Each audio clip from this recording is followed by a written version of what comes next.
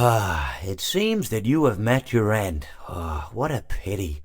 I don't feel too bad about it, though. After all, if it weren't me, it would have just been one of the others, I guess. I'm honestly just glad to be out of those air ducts.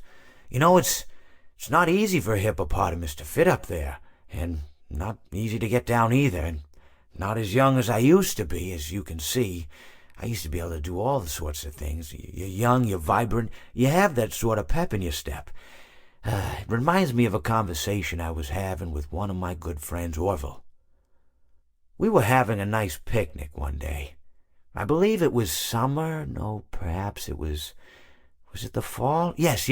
It was the fall because the leaves had turned already. But I said to Orville, I says, "Orville, I have a story to tell you." And Orville looked at me, kind of odd and said, "What's it about?"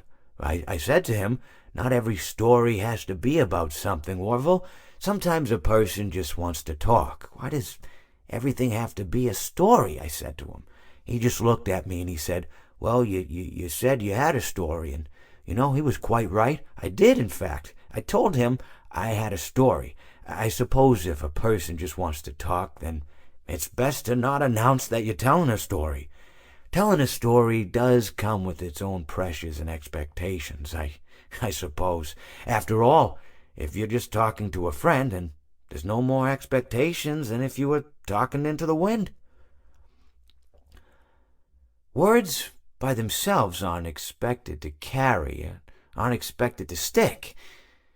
But if you announce you're telling a story, well then, there'd better be a point to it all, No one wants to sit and listen to someone ramble on and on and on with absolutely no end in sight. So, it's good to be mindful that when you tell someone that you're about to tell a story, that you have something to say. Telling someone that you're going to tell them a story is tantamount to asking them to stop what they're doing and pay attention.